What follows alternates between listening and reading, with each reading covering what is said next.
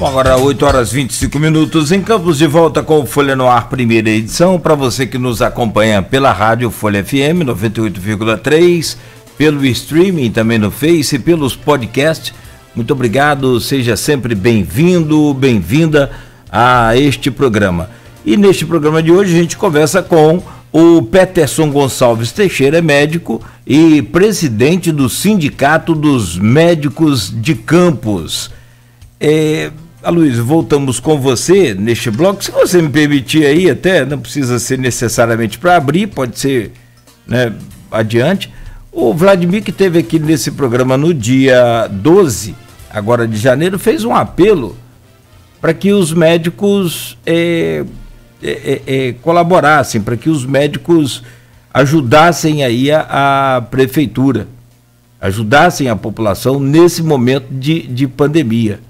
Eu queria saber do presidente, aí pode ser encaixado mais à frente, sobre essa questão, se o sindicato e os médicos estão de fato ajudando.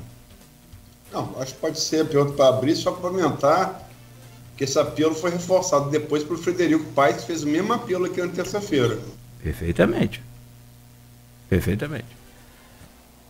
Doutor, então, qual a posição hoje do sindicato e os médicos? Assim, acho que foi no momento de angústia, né, que ele entrou e fez esse pedido, e esse pedido, acho que ele veio junto com o não pagamento de dezembro, né, que deve ter gerado uma angústia para ele, porque obviamente chegou muita reclamação para ele sobre esse não pagamento. Afinal de contas, assim, todos estavam desesperados, mas eu não vejo nenhuma manifestação dos colegas em relação a fazer alguma paralisação. Acho que nem seria justo nesse momento de pandemia, nem para a própria população, que nós parássemos, né? Só que é uma situação angustiante você trabalhar sem condições, você trabalhar sem salário, é uma pressão muito grande, porque estar na pandemia é estar sob pressão, e você não vê o reconhecimento no mínimo. Então, assim, é o que o Aloysio falou sobre a questão do heroísmo, né? Eu entendo que as pessoas falam, são os heróis de branco, mas nós queremos ser lembrados também como trabalhadores. A gente precisa receber o salário, a gente precisa receber os nossos direitos.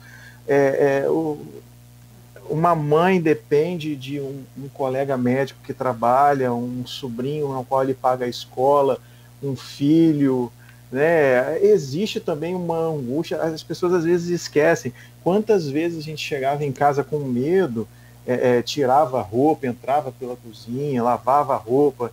Então isso tudo gera uma angústia psicológica muito grande, entendeu? Assim, nós somos humanos, né?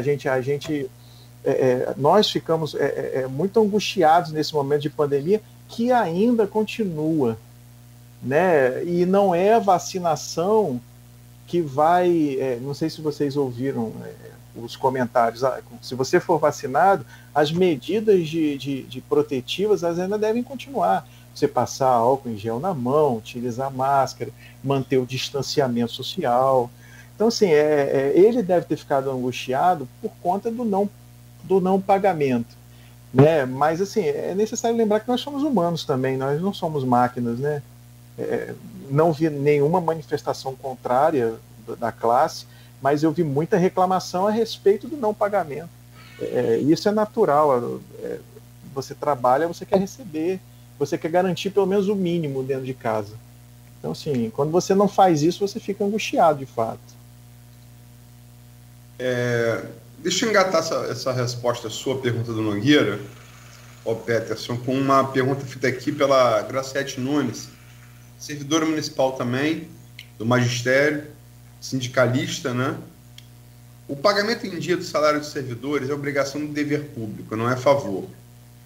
Como o Sindicato dos Médicos vê a possibilidade de parcelamento dos 25% do 13º dos servidores ativos e aposentados? Graciete, né? Graciete, a gente vê o parcelamento do 13º com tristeza, né? Foi o que eu falei anteriormente. A gente não trabalhou partido em dezembro, e a gente não trabalhou partido É partido que a gente fala assim, em pedaços, para receber ele parcelado, conforme rege a lei, a gente tem que receber no 20º dia útil, né? Então, assim, a gente vê com tristeza, mas no momento é o que nos oferece. Então, a gente vai tentar discutir para tentar receber isso o mais rápido possível. Não é justo que nós que trabalhamos no ano passado em excesso, né, sobrecarregados, a gente seja relegado a receber parcelado em piores condições. Eu acho que nós também, Gracete, você vai lembrar, nós ficamos 4 anos sem aumento, né? Eu acho que é outro sacrifício que o servidor público fez nos últimos anos. Isso também não foi levado em consideração, né, dentro dos discursos. Então, assim, o servidor público ele só vem perdendo, né? E eu também não acho justo que o aposentado, o pensionista também receba parcelado, ou não receba o seu salário integral, visto que ele contribuiu para isso na vida dele toda e agora ele não consegue receber seus proventos. Eu vejo com tristeza isso. O sindicato ele vai procurar instituir ações que garantam o pagamento do salário e do 13º no decorrer do governo. Vamos voltar para o assunto pré-estabelecido para esse bloco, que a gente adiantou ele no bloco anterior, né? Quer dizer, Frederico disse aqui na terça-feira que Frederico Paes, vice-prefeito, que tem um peso muito grande na saúde por ser dirigente hospitalar, né, do plantador de cana, ex-presidente dos sindicatos hospitais e clínicas de Campos. Ele falou esse número de 980 médicos concursados na ativa. E o fato é que Vladimir conseguiu mais 10 leitos para a Covid. No dia 16, né, 10 leitos equipados lá Estão me ouvindo? Estamos ouvindo.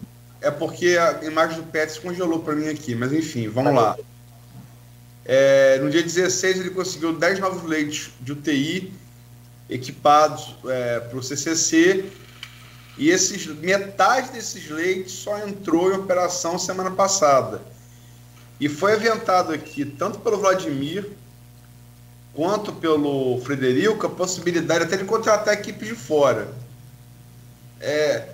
Como é que você tem 980 médicos, você não tem médico para uma população de 507 mil habitantes, que é o que está no IBGE. Isso.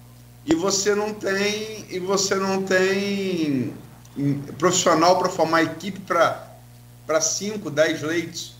Porque desses 10 leitos, só 5 foram abertos, né? No meio de uma pandemia. Como é que essa aritmética é possível, Peterson? Então, Luiz, a gente acaba esbarrando nesse número de médicos anterior que foi levantado, né? Os 900 montar um leito de UTI não é só botar a cama, botar o monitor e o respirador. Eu preciso de uma equipe que saiba mexer nesses equipamentos. Então, assim, se eu não consigo pegar algumas especialidades e colocar, por mais que eu tente treinar em pouco espaço de tempo, eu não consigo fazer esse leito funcionar se eu não tiver o médico plantonista, o médico da rotina e o chefe da UTI. Aí eu preciso, para esse mesmo leito, enfermagem, eu preciso fisioterapeuta, eu preciso nutricionista. Então, assim, não é um leito, é um leito complexo de ser montado, ele não é simples de ser montado. E eu preciso de mão de obra especializada para isso. Nós levantamos esse questionamento para o Frederico Paes e ele também ele comentou sobre essa questão da especialização do leito, né? Então, assim, a gente monta o leito, ele ofereceu o leito ao município, mas nós precisamos de equipamentos, de pessoas capacitadas para poder realizar aquele tipo de atividade, que talvez não tenha nas especialidades médicas, desses 980 médicos que tenham possibilidade de realizar aquela atividade, não de imediato, mas depois recebendo um tratamento, sim. Por isso a dificuldade. Sobre essa questão de contratar médico de fora para poder vir fazer o trabalho, né, levanta um outro questionamento sobre essa contratação demanda também gasto, né? Então, assim, se ele contrata médicos de fora, significa que tem dinheiro para poder pagar os médicos daqui. Eu fiz essa pergunta para o Frederico aqui. Se não era mais barato pagar o 13º. Então, assim, a gente entende o sufoco que a prefeitura está passando, né? Não sou advogado da prefeitura, não, a gente entende. Mas veja bem, eu acho que contratar médico de fora, então significa que ele pode pagar a gente. Então eu prefiro que ele me pague por enquanto e depois ele ajuste essa contratação. Talvez, Aloysio, eu falei processo seletivo, talvez se ele fizesse um convite para os colegas, dando em forma de substituição, com um salário mais atrativo, ele conseguisse compor essas equipes com os colegas daqui mesmo. É necessário esse estreitamento, é isso que o CIMEC vai procurar fazer, estreitar essa conversa do poder público com o associado, com o médico, para a gente tentar entrar em acordo, entrar em um pensamento comum, para a gente poder chegar a um resultado, entendeu? Positivo que seja para a população, mas sem explorar também o trabalho médico, né? O trabalho médico hoje ele é diferente de antigamente, entendeu? Para você ter uma ideia, assim, quando eu estava formando, Luiz, falava-se em tomografia, não se falava em ressonância. Parece uma coisa muito ressonância, uma coisa muito antiga, mas não é uma coisa muito distante, né? Eu tenho pouco tempo de formado, mas a gente falava mais em tomografia. Então, assim, eu penso assim, né? Não sei se eu respondi a pergunta, mas eu acho que montar as equipes é difícil. Você não pode pegar simplesmente, você vai lá e você vai tomar conta desse leito aqui. Sei, mas eu preciso treinamento para poder posicionar o tubo, eu preciso saber colocar os eletrodos, eu preciso utilizar o medicamento correto. Então isso demanda um treinamento que a maioria dos médicos, eles estão muito ligados à sua especialidade, entendeu? A um tipo de assistência diferente. Então, eu sei que a pandemia ela demanda uma estrutura de atendimento diferente, que é característico da própria pandemia. Mas, assim, de imediato, né, eu inaugurei 10 leitos, eu preciso dos profissionais, mas eu não tenho, porque eu não tenho os profissionais especializados nessa área. Cláudio, são 8h38, e o último bloco acho que é o mais repartido, extenso. Vamos partir para ele? Vamos, e aproveitar no intervalo, acertar essa imagem aí do doutor para descongelar, porque está congelado para a gente aqui também. Foi por isso que eu pensei que tivesse travado. Espera aí. Não, mas é rápido. A gente faz então esse breve intervalo e no último bloco o combate. Ótimo. Melhor assim. O combate à pandemia com critérios para a vacinação e ainda uma análise aí sobre o governo Vladimir Garotinho, feita pelo Dr. Peterson Gonçalves Teixeira, presidente do CIMEC, Sindicato dos Médicos, conversando ao vivo conosco hoje, no oferecimento dos laboratórios Plínio Bacelar, Clínica Proteus e Dedumas Baterias.